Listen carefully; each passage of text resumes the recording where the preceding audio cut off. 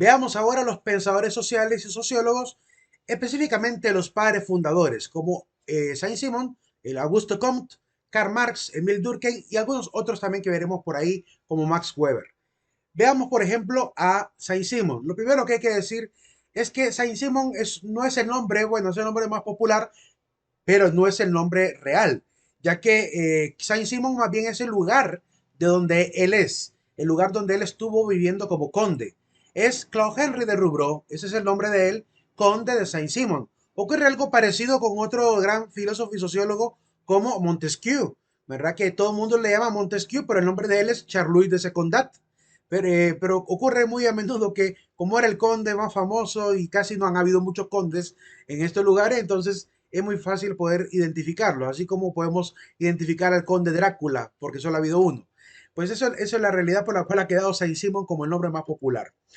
Se le conoce a él como, se podría decirle, el precursor del positivismo. Tendríamos que reconocer realmente que él tiene un alto grado de responsabilidad en este sistema sociológico y filosófico que va a aparecer y que después va a sistematizar Augusto Comte. Augusto Comte es el padre del positivismo, al mismo tiempo padre de la sociología, pero la paternidad del positivismo pues es comparativa, diríamos, porque la mayoría de conocimiento que pudo haber adquirido Augusto Comte lo adquirió de Claude Henry de Rubro, ya que fue su secretario. Así que de sus notas, seguramente él lo único que hizo fue leer y quizás sistematizar a una mejor teoría. Nace entre 1760 a 1825. Fue considerado la cabeza más universal en su tiempo porque aprendió a ver a la humanidad ya no como un problema solamente de Estado o de pueblo, sino de universo, prácticamente de mundo entero. La historia, dice él, está sujeta a leyes cada etapa de la superación de la anterior.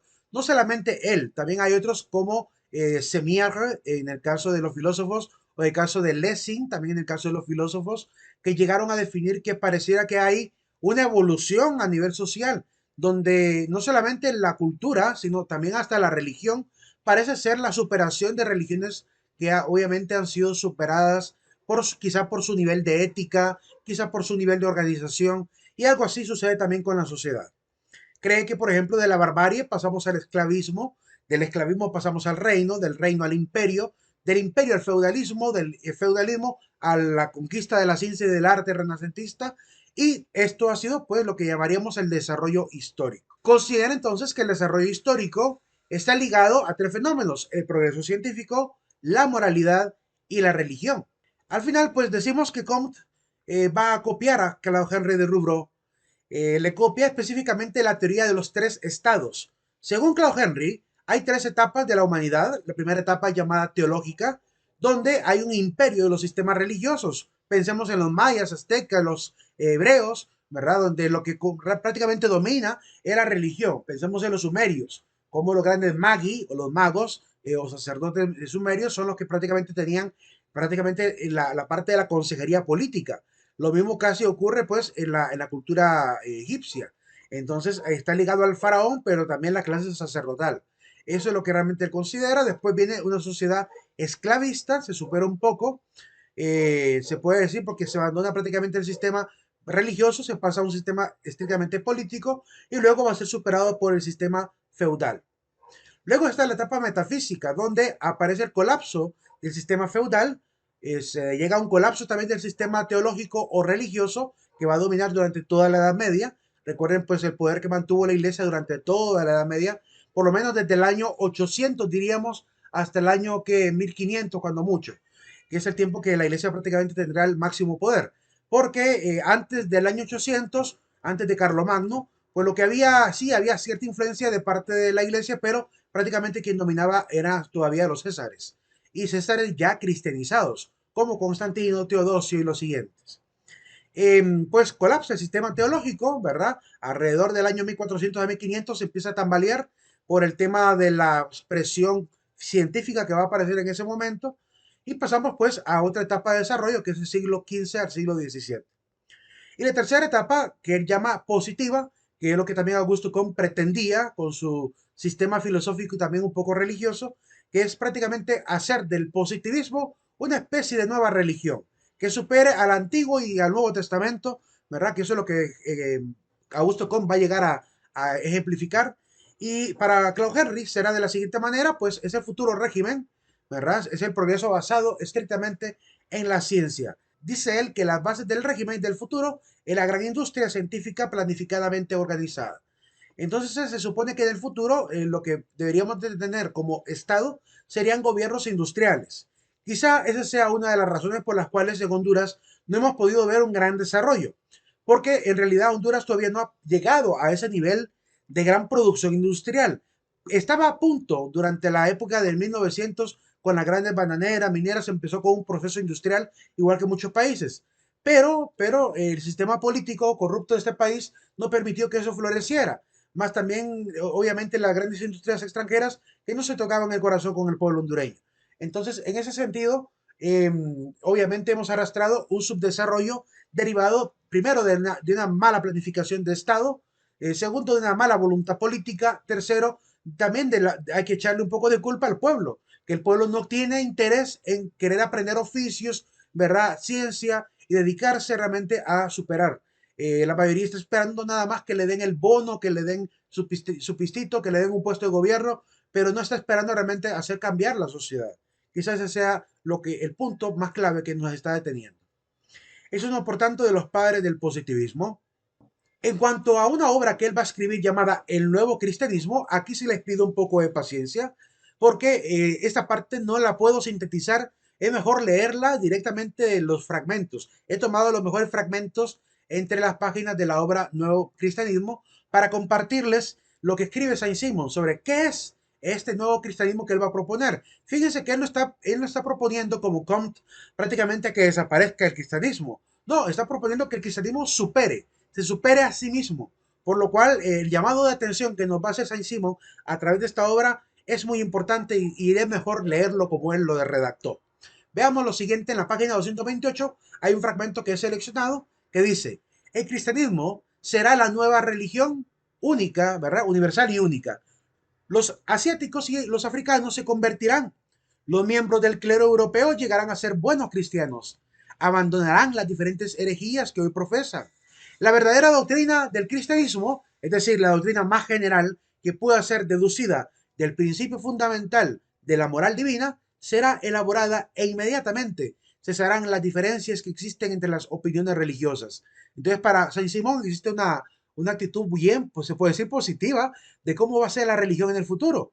Quizá por ahora está muy complicado, porque cuando uno mira las redes sociales, debates entre católicos, evangélicos y diferentes denominaciones, eh, pues parece que fuera irreconciliable, pareciera que no pudiéramos ponernos en paz. Pero hay que decir algo, eso ocurre comúnmente en Latinoamérica, porque en Europa y en Asia es un poco más posible la comunicación, incluso el diálogo, hasta la relación fraterna entre Iglesia Católica e Iglesia Protestante.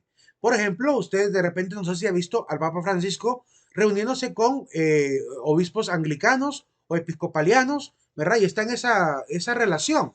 Igual con luteranos, que los primeros que se separan del tronco que es la Iglesia Católica, ¿verdad? Que fueron los luteranos, ya tienen hay una relación entre luteranos y católicos hoy en día. Así que a futuro se supone que la religión se va a superar.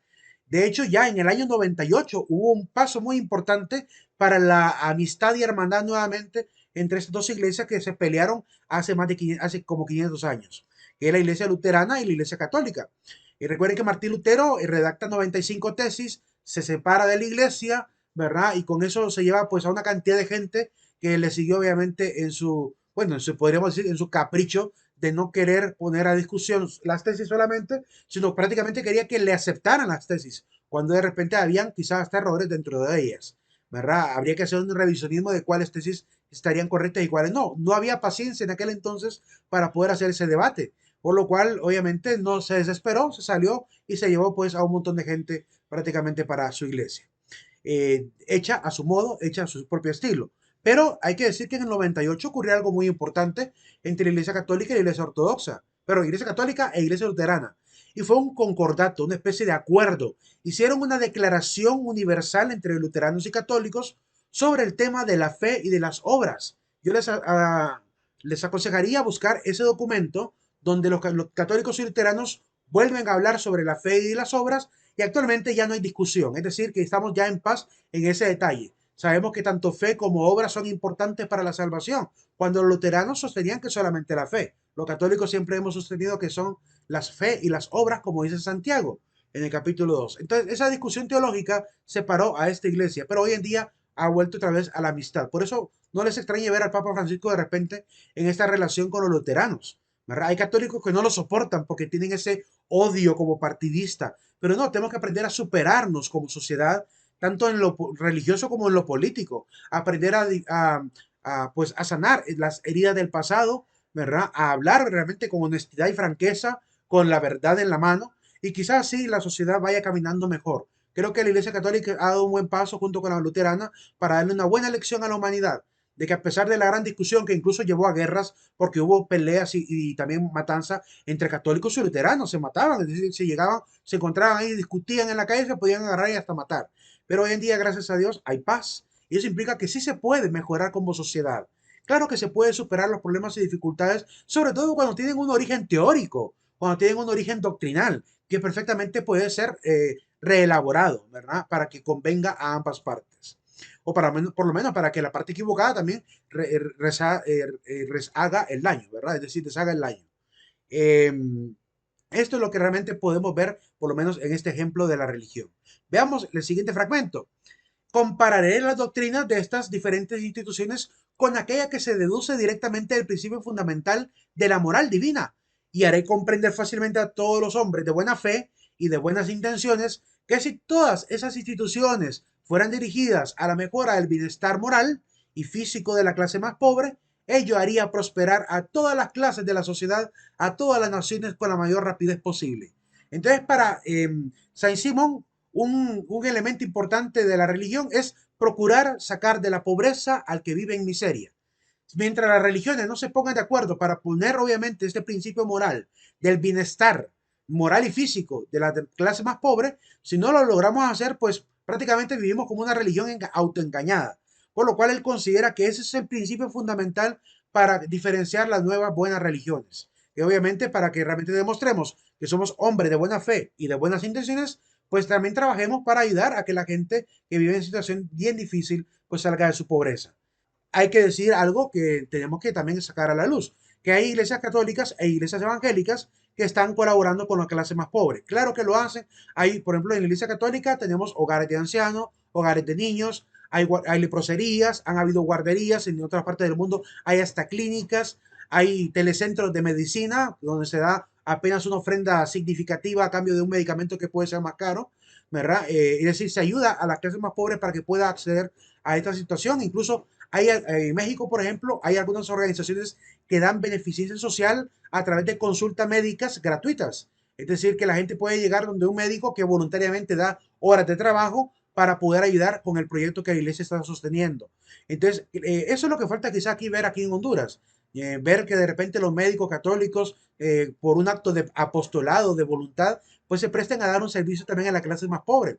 Falta ver en los católicos de Honduras ese tipo de servicio. Pero también hay que decir que la iglesia protestante tiene que verse también ese tipo de servicio.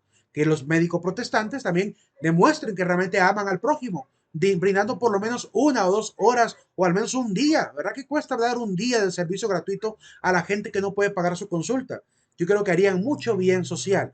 Lo que pasa es que a veces el egocentrismo, la creencia que porque un día no voy a ganar dinero me voy a morir de hambre, cuando a veces ganan muy bien, ¿verdad? Ese tipo de situación es la que realmente ha detenido la aceptación de las religiones. Por eso es que el mundo ateo no cree en la religión, porque hay mucha hipocresía. Y hay que decirlo, hay hipocresía en algunos sectores de la sociedad, sobre todo hondureña. Pero yo sí he visto proyectos en otras partes del mundo. ¿Qué proyectos hemos visto aquí en Honduras? Pues hemos visto algunas iglesias evangélicas, iglesias católicas, ayudando, por ejemplo, para el huracán Eta y Iota, ayudando, por ejemplo, en obras solidarias a través de Cáritas, como pasa con la iglesia católica, y los hogares que ya les he platicado que existen en toda Honduras. Eh, entonces, ese tipo de servicio, ojalá que lo sigan dando, que se puedan seguir creando más lugares, porque todavía hay mucho por hacer. Pero eso no quiere decir que el Estado hondureño no tenga responsabilidad. Es decir, que el Estado también tiene que procurar brindar el servicio a las clases más pobres. No solamente andarle regalando una bolsita de vez en cuando, ayudarle a que tenga oportunidades también laborales. Y sobre todo aquellos que están en el gobierno que se autodenominan también cristianos, porque eso quiere decir mucho. Si son políticos, si son cristianos, tienen aún mayor responsabilidad porque el poder está en sus manos. Ellos pueden generar proyectos, ellos pueden cambiar la historia de Honduras y si no lo están haciendo, pues, ¿cómo creerles que realmente son cristianos? ¿Cómo creerles realmente que son religiosos? Si socialmente no se logra ver esto, pues está muy complicado. Siguiente fragmento. Dice el nuevo cristianismo, toda moral será reducida directamente de este principio. Los hombres deben comportarse como hermanos los unos respecto a los otros. Y este principio que pertenece al cristianismo primitivo, porque es cierto, en la palabra de Dios está, lo vivían las primeras comunidades cristianas, este principio que pertenece al cristianismo primitivo experimentará una transfiguración según la cual será presentado como debiendo ser hoy la meta de todos los trabajos religiosos. Entonces, por eso es que a mí me gusta mucho como, por ejemplo, Cáritas, en el caso de Honduras, para el año, creo que fue 2010, hizo un giro de 180 grados tremendo, donde realmente dejó de ser tan asistencialista como el gobierno, donde normalmente donde había necesidad llevaban bolsita y hasta ahí no más llegaba. Y no, ellos tomaron, después de una asamblea nacional, pues la decisión de convertir prácticamente Cáritas en una pastoral del samaritano. Es decir, donde no solamente se le da algo, sino que se le lleva, se le cura, se le acompaña, se compromete a guardarle cuidado.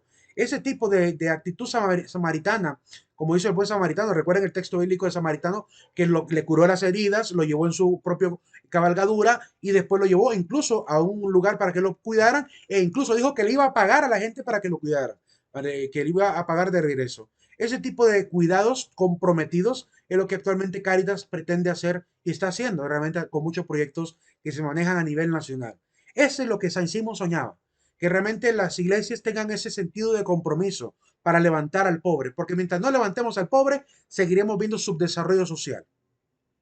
Dice en la página 231 San Simón, es evidente que el principio moral, todos los hombres deben comportarse como hermanos los unos respecto a los otros, dado por Dios a su iglesia, encierra todas las ideas que constituyen este precepto. Y aquí viene un precepto un poco más social. Toda la sociedad debe trabajar en la mejora de la existencia moral y física de la clase más pobre. La sociedad debe organizarse de la mejor forma para alcanzar este gran objetivo. Es lo que les digo, no solamente dejarle este papel a la iglesia cristiana evangélica o cristiana católica, sino que es un compromiso de todos los hondureños, ateos, agnósticos, creyentes, todos trabajando como asamblea comunitaria por la mejora continua, ¿verdad?, de la clase más pobre. Mientras no nos comprometamos todos a ser servidores de los demás en ese sentido, va a ser bien difícil que veamos la armonía y la paz social que tanto anhelamos. Vean otros países. Yo me quedo admirado de ver otros países. En Estados Unidos, por ejemplo, ponen hasta lugares donde la gente puede ir a depositar zapatos, camisas, pantalones para que la clase más pobre pueda ir a recoger, agarrar de ahí lo que realmente necesita. Y la clase más pobre está tan bien educada que solo agarra lo que realmente necesita y no acapara. Es decir, no se lo roba todo, sino que solo agarra aquello que realmente ocupa y le queda, no solamente saquea. Esa cultura hermosa de compartir, ¿verdad? De dar a los pobres, eso debería ser cultivado en este país. No es que quiera echarme flores con la familia, pero con mi familia yo he tratado de inculcar eso. Cuando hemos tenido que sacar algo útil, que sirve todavía obviamente, pero no lo queremos seguir utilizando, lo sacamos afuera, ¿verdad? En la acera ponemos un letrero que dice, si lo ocupa, lléveselo. Y ponemos con claridad, si lo ocupa, lléveselo. Debemos crear esa cultura, donde la gente que realmente lo necesita, pues diga, bueno, dejaron aquí un sillón, pues me lo llevo, dejaron aquí una silla, me la llevo, dejaron ropita, me la llevo, ¿verdad? Pero si realmente lo utiliza, pensando en la clase más pobre, obviamente. Y pues uno trata de hacer lo mejor posible.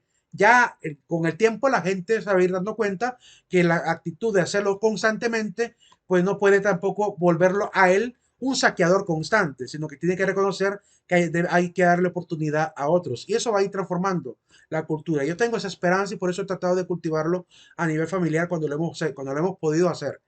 Eh, y obviamente hay que generalizar ese tipo de cultura como hacen en otros países. Ojalá podamos ver eso. Miren en Estados Unidos. ¿Cuánta gente en Estados Unidos no está sobreviviendo yendo a traer quizás lo que deja la clase rica? Que dejan obviamente sillas, mesas, hasta refrigeradoras, dejan afuera porque compraron una nueva y no tienen dónde meterla. Entonces lo dejan afuera, está en buen estado y la gente se lo lleva o le da una pequeña pintadita y ya lo arregla. Y así la gente que está de clase media o clase baja, pues logra sobrevivir, ¿verdad? Hacer de sus cositas también. Entonces, ese tipo situación social, tenemos que volverla un elemento cultural, un hábito, ¿verdad? Para que todo el mundo realmente pueda comprometerse. ¿Cuál es el objetivo final del nuevo cristianismo entonces de Saint-Simon? El nuevo objetivo, dice, es la superación de la clase obrera, la destrucción de la miseria y la elevación del bienestar material y cultural de la clase pobre, bajo el principio de la moral. Si podemos lograr este objetivo, pues creo que habremos logrado el sueño no solamente de los cristianos, también de los marxistas, también incluso de los capitalistas de buen corazón, porque obviamente hay gente de buen corazón en ambas escuelas, marxista y también capitalista. Lo que pasa es que cada uno lo ve a su manera, tienen dos perspectivas de cómo hacer esto, pero yo creo que si lo lográramos hacer, cumpliríamos esa gran meta. Obviamente, y no habría necesidad, como hacen algunos gobiernos dictatoriales, de embargar cosas a una familia para dársela a otra. No habría necesidad de hacerlo si volvemos una cultura generalizada el compartir. Algunos signos interesantes, pero también hay que decir algo. No solamente se trata de compartir y de enseñar al pobre que solo está de ir a agarrar. También hay que procurar una cultura de formación en oficios, también educativa a nivel académico, que darle oportunidades de educación, darle oportunidades de formación, para que realmente pueda tener una actitud también autosostenible, porque no se trata solamente de generar gente que va a estar solamente esperando que le regale, no se trata de eso, se trata de levantar primero al pobre y después de que lo hemos levantado de la miseria en la que ha vivido, tal vez sin camisas, tal vez sin zapatos, tal vez en la calle, tal vez sin hogar, después de haberlo levantado de esa situación, ya abrirle una puerta de oportunidad para que no vuelva a recaer, para que no vuelva al estado de la pobreza. De eso se trata. Algunos signos de la sociedad que va a poder alcanzar este gran objetivo. Pues habrá derecho al trabajo según la capacidad de cada uno. Un Estado va a dirigir la producción. Hasta ahorita en Honduras no lo hemos visto, ¿verdad? O si quieren, menciónenme ustedes cómo se llama, o lo escriben ahí en los foros, ¿verdad? ¿Cuáles han sido las empresas de Honduras? ¿Cuál ha sido la empresa que ha hecho este Estado? Si desde la ENE, desde Banadesa, desde, ¿cómo se llama? El Saná, no hemos vuelto a ver ningún desarrollo industrial. Es decir, que la industria prácticamente está en manos privadas. La minería, el tema del cultivo de madera y también extracción de madera. O sea, toda la industria posible minera de los recursos naturales está en manos de empresas extranjeras y privadas. Es decir, el Estado no tiene, pareciera que no tuviera ningún objetivo, ¿verdad?, a nivel industrial. O que me den el nombre de una empresa, ¿verdad? Por ejemplo, tecnológica del Estado, que se dedica a generar tecnología, a fabricar computadoras, por ejemplo. ¿Cuál empresa estatal está haciendo eso? No hay ninguna empresa estatal haciendo eso. Todo está en manos privadas. Entonces, ese es el problema que ve Saint-Simon. Mientras no nos volvamos un poco industriales, va a ser bien difícil que el Estado cambie también. El gobierno político sobre los hombres debe transformarse en una gestión administrativa sobre las cosas y el mando directivo sobre los procesos de la producción. Mientras el gobierno no haga ese papel y no juegue ese papel, pues seguiremos viendo a los políticos que hacen y deshacen con leyes a su beneficio y no están generando ningún tipo de desarrollo social. Respecto a este fenómeno llamado el saint-simonismo, está el libro de Miguel Artola que se llama Textos Fundamentales para la Historia. En la página 591 a 592 aparece una especie de entrevista que él le hace a Saint-Simon. Obviamente no es que realmente conociera a Saint-Simon.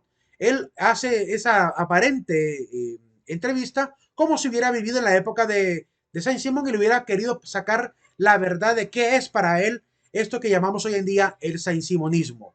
Quiero leer primero esto y decirles por qué es importante que repasemos estos fragmentos de Saint-Simon también.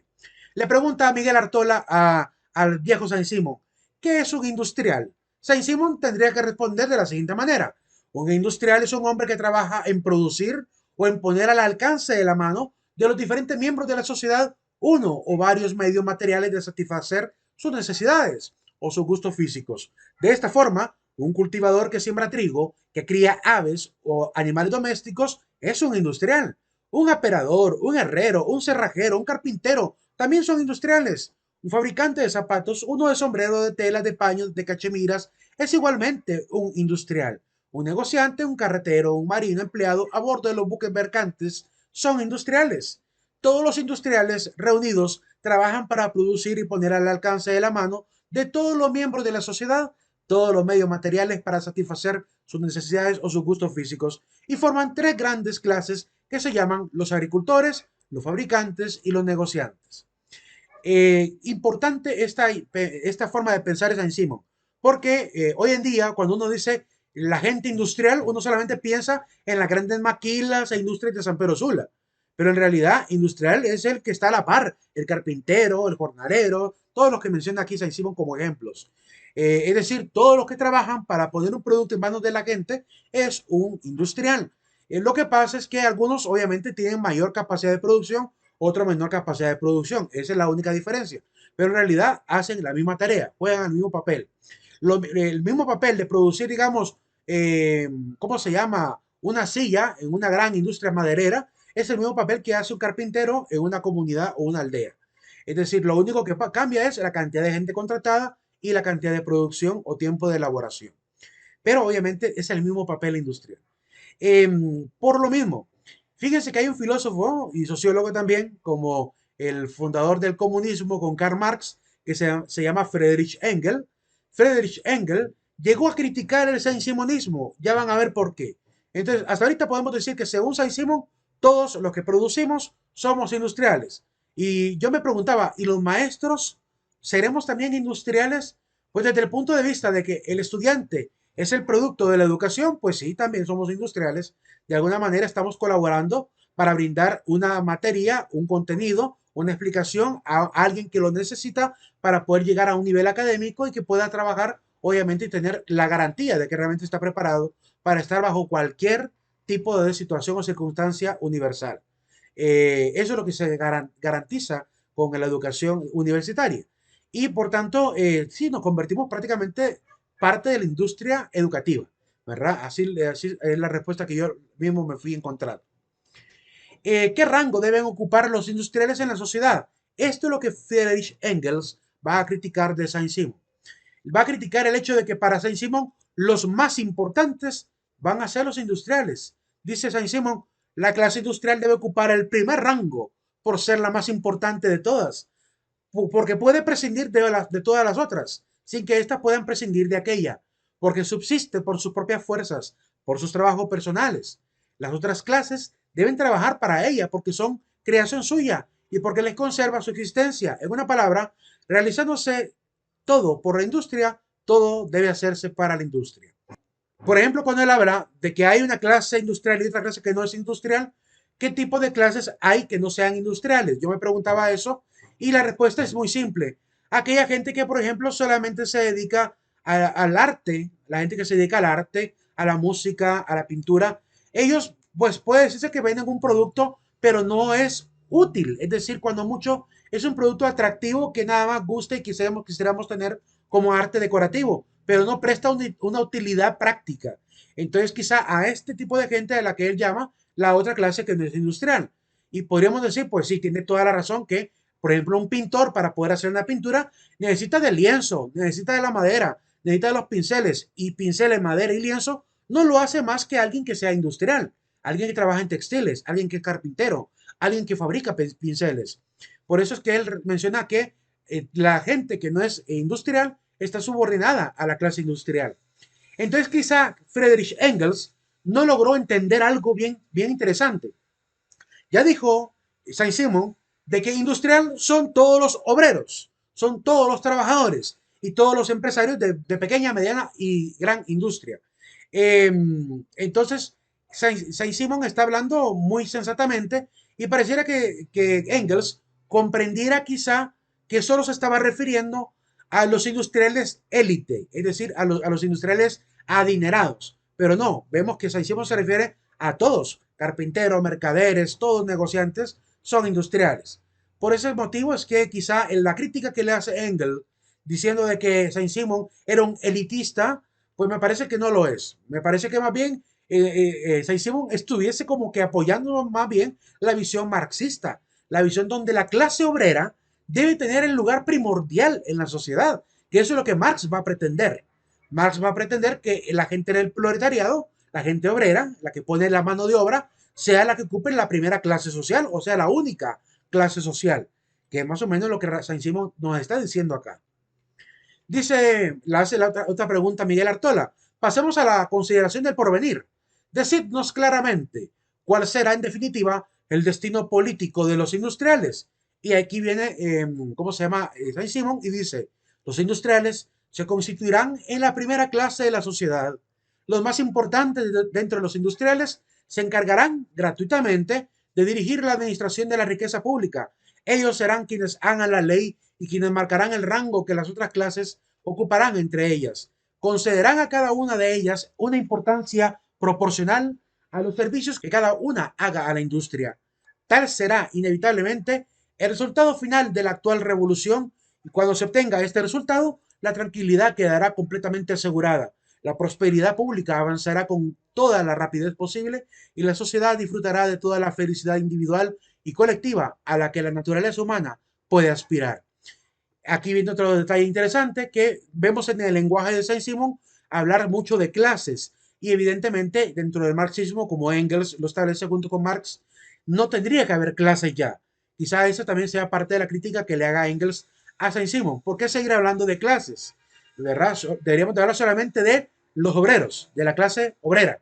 Pero también, obviamente, tiene algo bien interesante y que podemos ver como pareciera utópico pensar que alguien industrial pudiera decidir, como ya tiene riqueza, prestar el servicio patriótico de servir gratuitamente a la riqueza pública, es decir, administrar el Estado. Pareciera utópico pensar que alguien podría dar de su tiempo, ¿verdad?, para poder servir como presidente, digamos, de la nación, sin ningún sueldo, por ejemplo.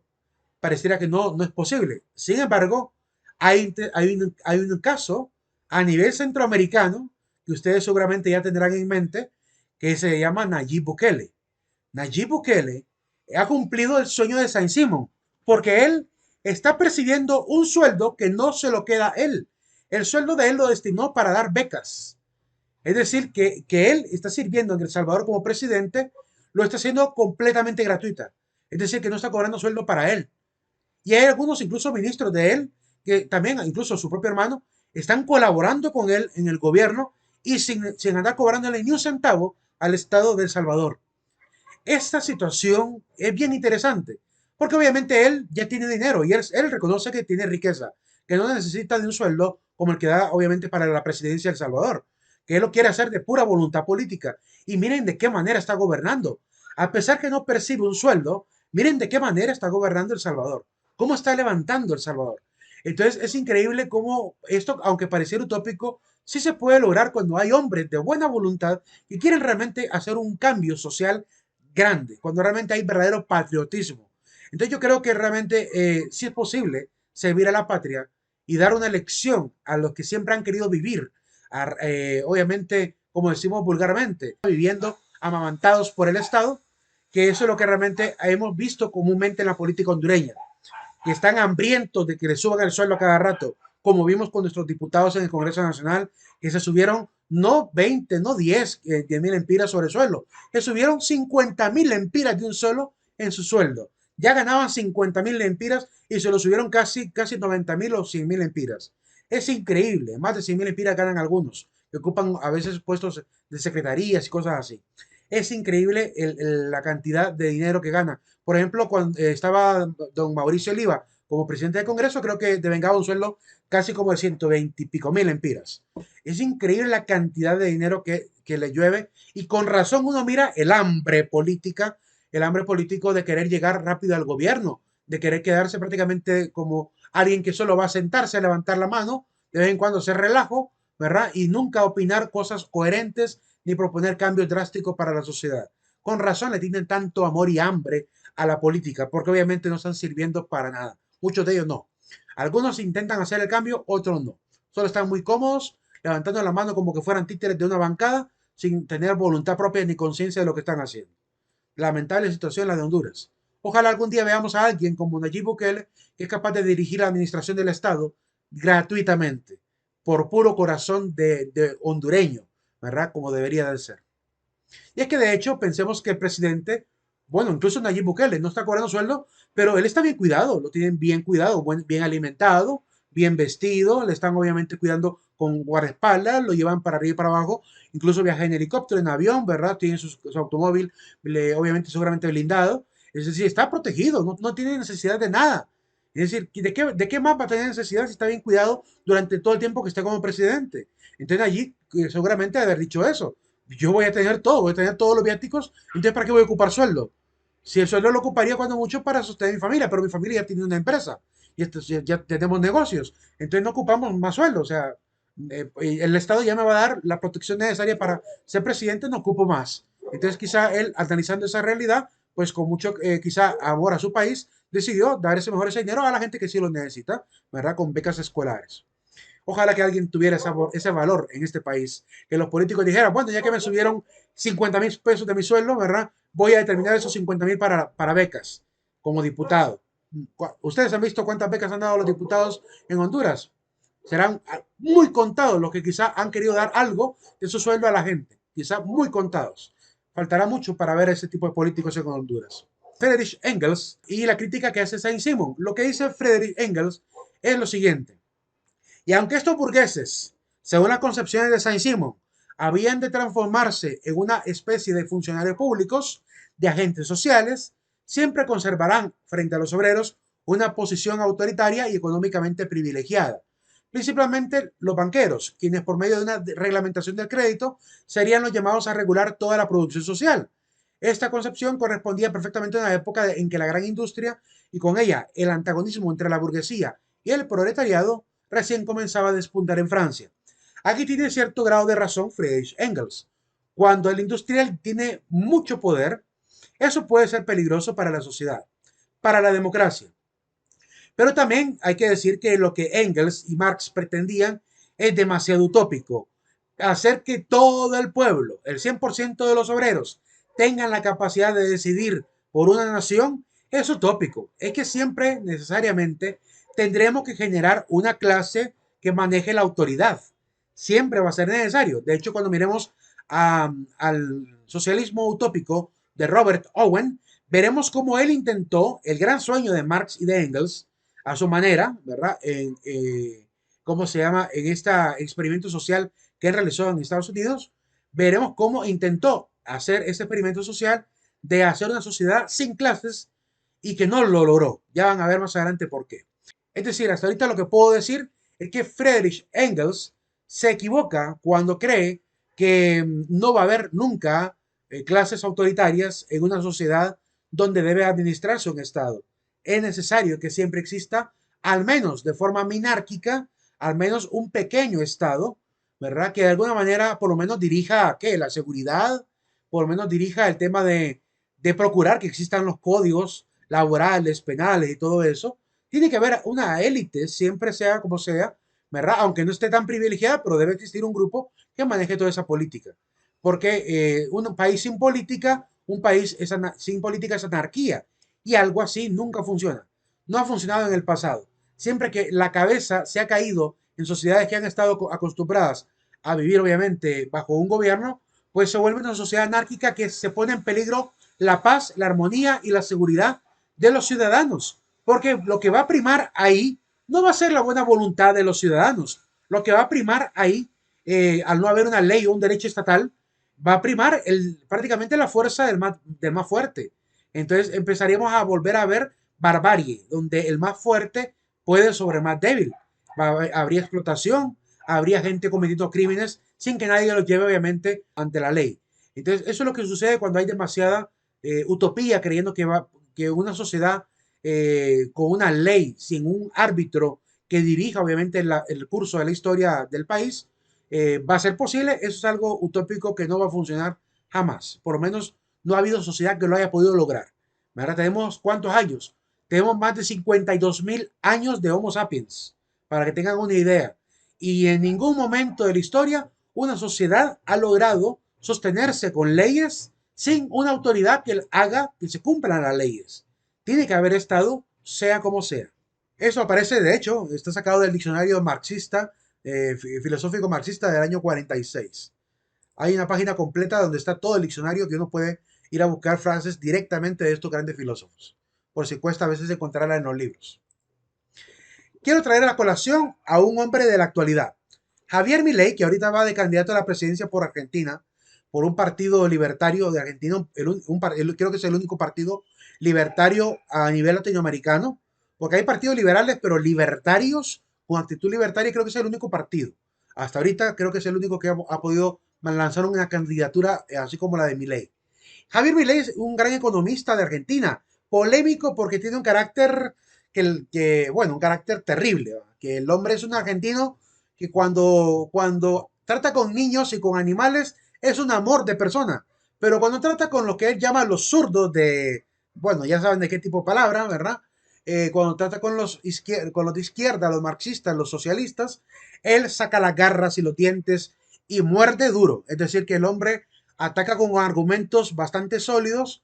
eh, y cuando alguien dice una situación que está basada en una ignorancia, él no tiene ¿cómo se llama? La prudencia de tratarlo bien, sino que le llama ignorante, le dice que lo que ha dicho es una tremenda burrada. Es decir, que es un hombre que es muy vehemente en la forma de sostener su verdad. Eh, y obviamente es una de las verdades más sólidas que existen, eso sí, porque no es verdad de él, es verdad de la economía, de la ciencia de la economía, que él tiene bien claro porque es docente de economía, muy respetado por lo menos en ese campo. A nivel de los medios de comunicación, pues ha sido muy popular porque ha participado en muchas entrevistas, debates, donde ha puesto la cara por los libertarios, ¿verdad? Y ha quedado muy bien parado. Por lo menos cuando ha tratado de la argumentación, el hombre sabe argumentar muy bien. Pero cuando se trata quizás de respetar al prójimo, ahí obviamente él falla, porque él, como es un hombre de ese pensamiento libertario, pues cree que las palabras solo son palabras. Así que mientras no golpee a su prójimo, no hay ningún problema, ¿verdad? Entonces él puede insultar cuando se le da la gana porque cree que una palabra no es la gran cosa. Que a él incluso lo han insultado y a él le repala todo lo que digan de él. Esa es la actitud de él. Y dice a Javier Milei respecto a los empresarios. Los emprendedores son héroes. El trabajo del emprendedor es clave, es el generador de riqueza. Más que nada en una sociedad que lejos de reconocerle los méritos a los emprendedores, los castiga y los contracara. De eso se ve con una política fiscal extremadamente agresiva para con aquel que genera riqueza. Javier Milei dice lo siguiente. Le han preguntado a él, ¿qué son los políticos para usted? Javier Milei dice, para mí los políticos, o mejor dicho, el gobierno es como un viejo fofo, estorboso, molesto, que solamente está ahí para robarte tus impuestos. Y cuando le preguntan a él qué es un impuesto, él dice, bueno, un impuesto, ¿sabes tú la historia de lo que es un impuesto? Y él explica obviamente la base etimológica de dónde viene la palabra impuesto. Bueno, impuesto significa que ha sido puesto a la fuerza y por tanto es un acto violento de parte del Estado para con los ciudadanos. Así que una de las promesas que él trae dentro de la política estatal que él piensa poner como presidente es eliminar los impuestos inútiles. Y cuando él dice impuestos inútiles se refiere a cuando, por ejemplo, cuando alguien quiere montar una empresa que el Estado quiere cobrarle por montar una empresa. Es algo también absurdo que el Estado quiera cobrarte impuestos por abrir una empresa, cuando más bien debería de premiarte porque vas a dar oportunidades de trabajo a gente que no tiene oportunidad de trabajo y porque vas a generar un servicio, un producto que alguien más no está haciendo. Así que eres un héroe y aún así cuando eres un héroe, el Estado te quiere castigar todavía con impuestos para abrir tu negocio. Entonces lo mismo aquel que trae automóviles para que la gente tenga automóviles o importa productos, ¿verdad? Le cobran aranceles, le cobran impuestos también por registro de automóviles, de motocicletas, cuando realmente se convierten en servidores para un Estado, para la gente, porque ellos arriesgan su capital para poder traer esos productos a la gente. Entonces, él está en desacuerdo con esa actitud violenta de parte del Estado. Él cree más bien entonces que el Estado debe ser muy, pero muy reducido. Su pensamiento, dice él, cuando le preguntan, ¿es usted un anarquista? Él dice, no he evolucionado lo suficiente como para ser un anarquista, dice él. Por ahorita me considero minárquico. Él lo dice de una forma muy irónica porque en realidad él considera que la anarquía, donde la gente sabe respetar la ley porque sabe lo que la ley importa, donde la gente no obedece al gobierno porque el gobierno lo obligue, sino porque él lo va a hacer por su propia libertad y acto de voluntad, él considera que así debería ser la sociedad. Sin embargo, es demasiado utópico también, como lo hemos dicho. Pero la actitud minarquista de él es bien interesante, porque él dice que la minarquía, si ustedes revisan el concepto de minarquía, es aquel tipo de doctrina que afirma que el Estado debe ser reducido al mínimo, es decir, bajar la cantidad de cargos públicos. Es decir, que el Estado solamente debería de estar para el arbitraje de lo legal, para el arbitraje quizá de los bienes y servicios públicos, pero no tiene por qué andar sangrando a los ciudadanos con tanto impuesto. Quizá el único impuesto que debería de cobrarse es el impuesto quizá de la energía, el impuesto quizá del agua potable. Pero de ahí no debería haber ningún otro impuesto. Por ejemplo, para el impuesto sobre la venta, el impuesto del combustible. Más adelante les voy a mostrar más o menos cómo está el tema del impuesto del combustible en Honduras y es increíble por cada galón de gasolina lo que te quita el Estado, ¿verdad? Cuando en otros países es una cantidad mínima. Pero aquí, no sé si ustedes han visto que en algunos países como El Salvador, de repente el combustible está más barato que en Honduras. ¿Por qué? Si debería ser el mismo precio a nivel de toda Centroamérica. ¿Por qué hay más y hay menos? Bueno, porque el Estado es el que pone más impuesto o menos impuesto. Así de simple. No hay otra explicación. Si el impuesto de combustible a nivel internacional sube, debería subir igual en todos los países. Pero si hay diferencias entre cada país, significa que el Estado está metiendo las manos en eso y por tanto está sangrando o si quita los impuestos, liberando al pueblo de esos impuestos. Y en Honduras, obviamente, sí nos quitan una gran cantidad. Yo creo que anda cerca, no sé si de los 26 a 37 lempiras, lo que paga cada ciudadano por galón de combustible al Estado. Más adelante les voy a presentar los números para que vean esa fórmula de combustible y les voy a demostrar en qué se va ese dinero. Es decir, a dónde supuestamente meten ese dinero que le quitan a cada hondureño por galón de combustible. Y haremos algunas estimaciones y cálculos al respecto de eso. Para que vean que Javier Milei como economista tiene cierto grado de razón.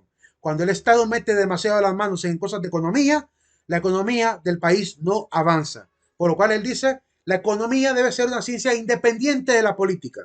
Y tiene toda la razón, porque la economía no ocupa de política. La economía en sí misma tiene leyes, tiene principios de comercio, que obviamente cada economista, cada contable es consciente de cómo debe manejar la economía para que realmente funcione. Y obviamente, cuando le preguntan, sí, pero es que en un gobierno donde no hay control de los precios, si dejamos que los empresarios pongan los precios, todo se va a ir a las nubes. Entonces dice Javier Milei, si usted mira que dos empresarios, uno le está vendiendo una camisa a 100 lempiras y el otro le está vendiendo la misma camisa a 50 lempiras, ¿a dónde se va a ir a comprar usted? ¿Quién es el que determina los precios en el mercado?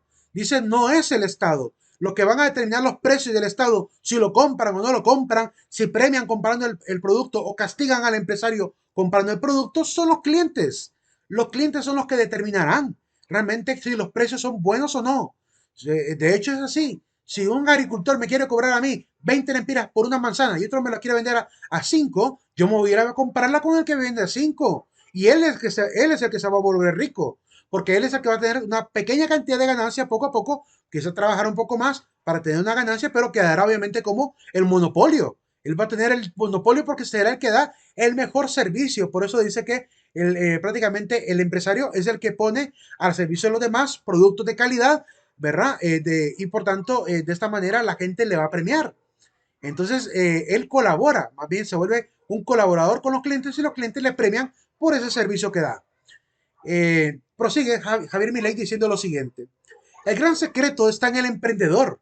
El empresario y el emprendedor tienen una virtud de ver algo donde otros no ven nada.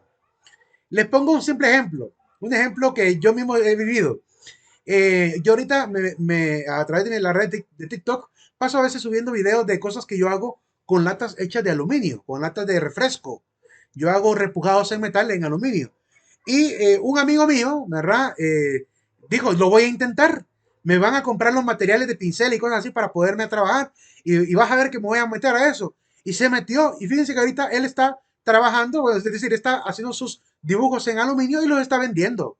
Yo todavía no me dedico a la venta porque realmente no me hace falta, estoy trabajando en la parte educativa, lo hago más como un hobby. Pero alguien aprendió eso, estoy haciendo en aluminio, que no lo aprendí solo, sino que eso ya he visto gente que hace repujado en estaño, y entonces yo dije, ¿por qué no hacerlo en aluminio? Y funcionó. Entonces, funciona y la gente lo ha intentado hacer. Y he visto algunos que incluso a TikTok han subido videos haciendo repujado en aluminio de latas de refresco y vendiendo personajes y cosas así a los fans de los cómics y fans de los superhéroes. Entonces ya empezaron a ganar centavitos por vender una lata que podría haberse ido a la basura. Entonces aquí tiene razón Javier Milei. El emprendedor tiene la capacidad de ver algo donde otros no ven nada. Pero es a eso a lo que me refiero. Que realmente ojalá que en Honduras haya más gente emprendedora. Que también incluso se pueden aliar unos con otros. Si dos hondureños dicen, puchica, qué dura está la situación, porque en vez de pensar que dura está la crisis y situación, no se ponen a pensar, oíme, y vos y yo que estamos en crisis, ¿por qué no nos podemos pensar en un proyecto para hacerlo juntos? Unimos fuerzas, unimos estrategia. Dos cabezas piensan mejor que una. Eso es lo que falta en Honduras. Falta capacidad de emprendedurismo, ¿verdad? Y de hecho hay mucho emprendedurismo, pero es muy poco todavía. Pero hay muy poco emprendedurismo, ¿verdad? Y el que hay, pues pareciera ser suficiente, pero no lo es. Porque si hubiese más emprendedores, habría más oportunidades para mucha más gente, ¿verdad? Hay amigas mías que, por ejemplo, abrieron tortillerías especializadas y después de hacer tortillería se dedicaron a hacer productos ya con vino, con plátano y un montón de productos derivados de eso. Y es increíble cómo han crecido gracias a ese tipo de emprendedorismo empresarial. Entonces, si no te funciona de repente tu proyecto de estar metido en una oficina, piensa empresarialmente, piensa como un industrial y te aseguro que vas a ver la luz, vas a ver las oportunidades. Y si sabes organizar bien la contabilidad, el presupuesto y el plan de marketing de tu empresa, te aseguro que lograrás el éxito. Pero requiere sacrificio, entrega, disciplina y también, obviamente, intención, iniciativa y voluntad. Entonces, ánimo, chicos. No hay que dejarnos nada más esperando terminar en una oficina encerrado como un peón más del sistema. Podemos romper con el sistema siendo empresarios. Claro que podemos lograrlo, ¿verdad? No está esperando que el Estado venga a solucionarlo todo. Auguste Comte. Auguste Comte nace en 1798, muere en 1857 en Montpellier. Ingresa a la Escuela Politécnica en el año 1814, va a ser expulsado por ser republicano, ¿verdad? Había mucha puja de este pensamiento bastante socialista y los republicanos casi siempre han sido un poco repudiados, han sido de la clase conservadora. Comienza la lectura de los empiristas ingleses y franceses, como David Hume, como Christian Wolff, como John Locke, ¿verdad? Va a ser secretario de Saint-Simon en el año 1818. Conoce a Clotilde Vaux, que va a ser la inspiración para la visión romántica que él va a manejar de lo que será la sociedad. Y comienza, pues, con esa inspiración a hablar de la religión de la humanidad, lo que va poco a poco a originar la teoría de los estadios, con que inicia entonces su carácter romántico y místico de su pensamiento. Va a tener entonces una etapa conservadora, ¿verdad? Donde va a proclamar al positivismo como una nueva religión. Y él se va a declarar el sumo sacerdote de esa religión que va a llamar Iglesia Universal Positivista en el año 1848. Ese es Augusto Comte a nivel de los datos más generales de su biografía. Augusto Comte va a morir en 1857, como hemos dicho. Ahí está Clotilde Vaux. No sé por qué siempre los filósofos y sociólogos también en ese caso, cuando han tenido influencia femenina, pues la visión se transforma de algo dogmático a algo romántico. Lo mismo pasó con Platón. Platón cuando tuvo una maestra como Diótima, Diótima de Mantinea, ella va a ser su maestra. Platón, después de tener a esa influencia, se va a dedicar a hablar del amor platónico. Y miren, a Augusto Comte se dedica a hablar pues, con una visión romántica del mundo, ¿verdad? Respecto al tema de la religión también. Y todo inspirado por una mujer. Las mujeres traen esa belleza a la vida, ¿verdad? Y ojalá que sigan inspirando ese espíritu femenino, ¿verdad? Y no como otros grupos que han aparecido últimamente destruyendo lo hermoso de la femininidad, ¿verdad? Que era tan valiosa y sigue siendo valiosa, pero que algunas pretenden más bien repudiarlo. Qué gran ironía. Hay muchas mujeres que actualmente con el feminismo de cuarta ola han venido a querer repudiar su femininidad, cuando es lo que le daba una cualidad que la diferenciaba del hombre. Es lo que realmente la diferenciaba del hombre mismo. Y ahora se han convertido algunas de ellas en lo que más odiaban, es decir, en prácticamente en ser muy masculinas, muy viriles. ¿Cómo es eso que repudian al hombre y a la vez se convierten en personas viriles? No tiene sentido. Pero bueno, algunas creen que tiene sentido y lógica eso, por lo menos para mí no tiene sentido. Ya eran diferentes al hombre, ¿verdad? Lo que actualmente están haciendo es convertirse en su enemigo. Pero bueno, ojalá que logremos mantener la sociedad en armonía, ¿verdad? Y que las mujeres no descuiden esa belleza que tienen en ellas, belleza espiritual y belleza física también, que tienen en ellas, que la diferencia en gran medida del hombre. Y que obviamente trae riqueza, porque es una riqueza en ellas. Karl Marx. Eh, de Augusto Comte, ya vamos a volver a hablar de él cuando toquemos el positivismo. Ténganlo ahí en mente nada más. Karl Marx va a nacer en Trier, en Treveris actual, la Renania prusiana en Alemania. Va a ser descendiente de judíos. Nace el 5 de mayo de 1818. Es doctor en filosofía de la Universidad de Jena, en Turingia, Alemania. ¿Verdad? Se supone que tiene conocimientos de derecho, tiene conocimientos también de política, y eso es lo que le da a él la oportunidad de ser un incansable activista de la revolución obrera, con el objetivo incluso de querer fundar un partido. En 1864 transmite sus ideas a la Asociación Internacional de Trabajadores, la que se va a llamar más adelante la Primera Internacional. En 1875 obtiene discípulos alemanes que van a crear el Partido Socialdemócrata Alemán, con la intención de procurar que la clase proletariada, la clase obrera, se pudiera alcanzar obviamente el estado de gobierno, es decir, que pudieran ser la nueva élite pues gobernante, que no hubiera ya, que acabara con toda clase social y que obviamente prevaleciera la dictadura del proletariado. En 1889 se refunda la primera internacional como la segunda internacional como un grupo dominante marxista. Luego va a relacionarse con Friedrich Engels, que después de la muerte de Marx, a asumir el papel de dirigir la clase obrera y el partido también social. El objetivo primordial de Engels era criticar el origen burgués de la industria y destruirlo con la revolución de los trabajadores. Ese es el pensamiento que hasta el día de hoy sigue predominante en algunos grupos de origen marxista, como por ejemplo los partidos socialistas.